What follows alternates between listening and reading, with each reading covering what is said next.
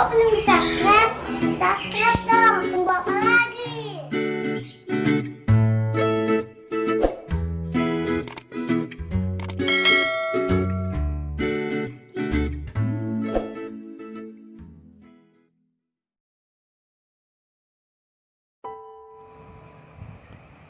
Telapak tangan belakangnya ditusuk oleh kaca.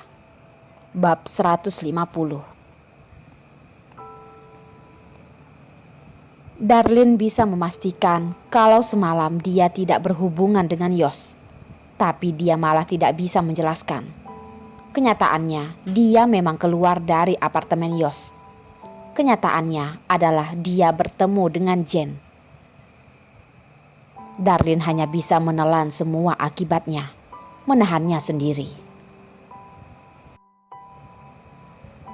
Maaf, aku berjanji tidak akan ada lain kali lagi. Jen melihat ada cahaya di samping rerumputan. Langkah kaki terus mendekati Darlin. Darlin, kamu masih memikirkan lain kali. Kamu terus mengatakan akan memutuskan hubunganmu dengan Yos. Jadi, apa ini?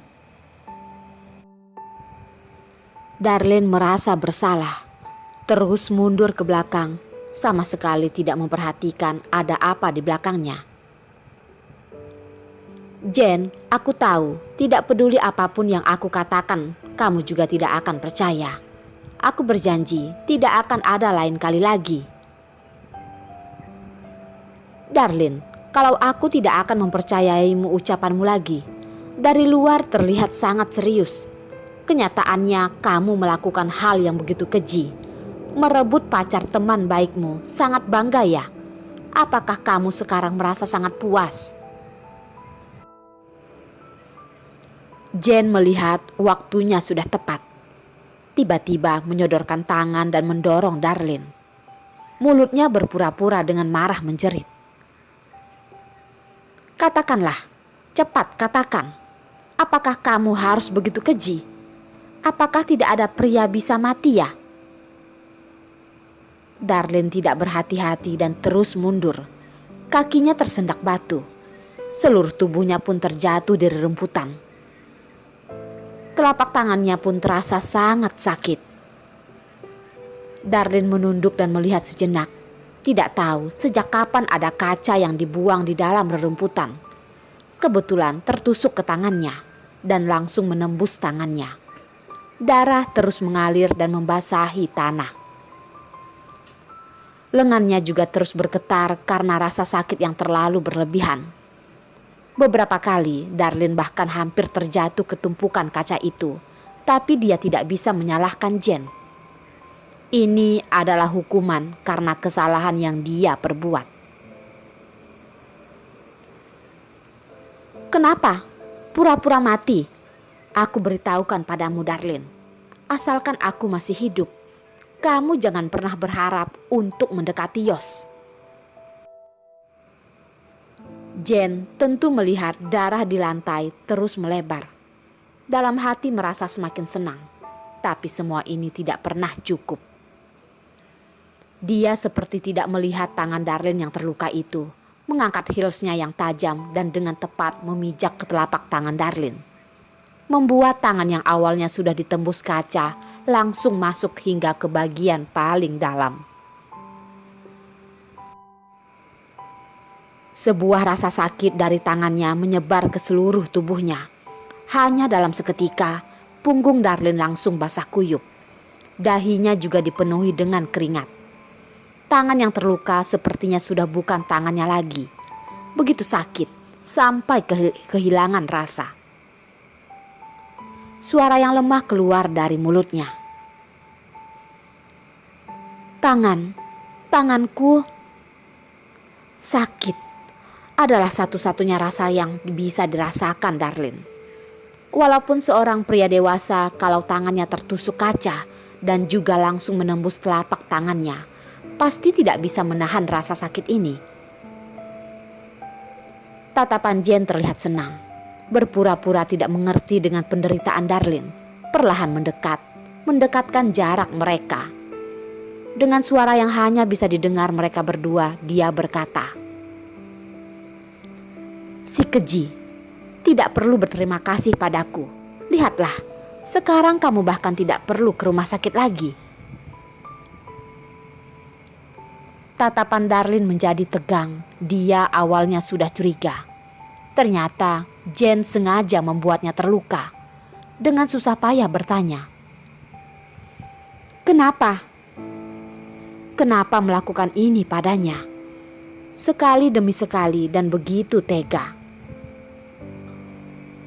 "Karena aku membencimu, Darlin. Kamu sudah merebut pria yang paling aku cintai, mengotori persahabatan kita. Kamu merasa kamu sakit. Kalau begitu, maaf. Ini hanyalah permulaan." Jen dengan nada yang lembut disertai dengan tatapannya yang penuh dengan kebencian, terlihat sangat mengerikan. Dia sepertinya teringat sesuatu yang tidak menyenangkan. Nada yang lembut menjadi dingin. "Darlin, apakah kamu tahu, setiap kali melihat kamu yang berpura-pura polos dan tidak melawan, aku bahkan merasa jijik." Sebuah teriakan membuat wajah Jen langsung berubah. "Apa yang kamu lakukan?" Begitu Yos turun ke bawah, dia sudah melihat kaca yang dipenuhi dengan darah itu langsung menusuk ke telapak tangan Darlin. Dan Jen masih membengkokkan tubuh mengatakan sesuatu di telinga Darlin. Tatapannya seketika menjadi dingin. Mendengar langkah kaki yang semakin mendekat, hati Jen menjadi kacau. Namun dengan cepat menjadi tenang, menyembunyikan tatapan benci di wajahnya. Digantikan dengan ekspresi peduli, menyodorkan tangan dan ingin memapah Darlin. "Darlin, cepat bangun, jangan menakutiku." Setelah berkata, Jen pun membalikkan kepala dengan khawatir, berkata pada Yos, Yos, kamu akhirnya datang. Darlin tidak tahu kenapa bisa terjatuh di rerumputan. Juga tidak tahu orang keji mana yang membuang kaca di sini." Yos tidak menghiraukan Jen, langsung menggendong Darlin dari tangannya. Tatapan Yos yang gelap melihat ke arah tangan kiri Darlin yang terus mengeluarkan darah. Wajahnya yang sangat mengerikan, bahkan suhu di samping ikut membeku. Suara yang dingin seperti dikeluarkan dari neraka. "Jen, hutang ini aku akan menghitungnya denganmu nanti," kata Yos. Saat itu sekujur tubuh Jen gemetar. Sebuah rasa dingin seperti jaring laba-laba yang memasuki tubuhnya. Hatinya merasa takut dan marah. Dia tahu kalau dia tidak boleh membiarkan Yos mengetahui ini adalah perbuatannya. Dengan menyedihkan berkata,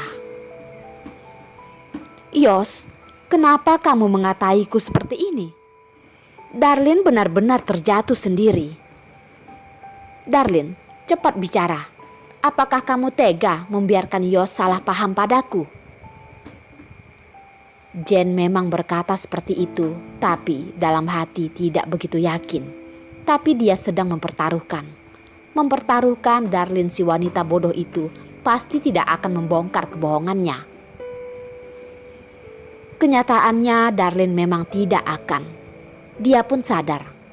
Dengan tangan yang terluka perlahan menarik Yos. Dengan lemah berkata, "Yos, masalah ini benar.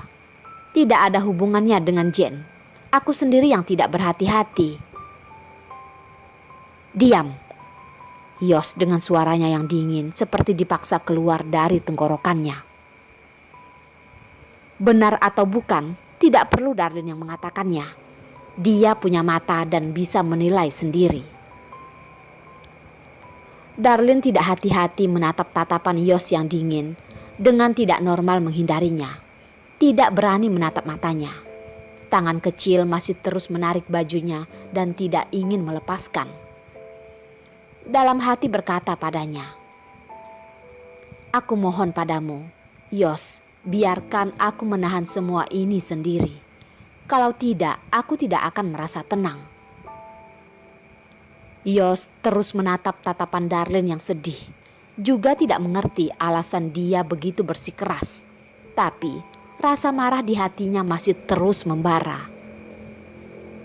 Dia benar-benar curiga, apakah otak wanita di pelukannya ini terbuat dari kayu? Sudah disakiti seperti ini, masih saja memilih untuk menahan semuanya.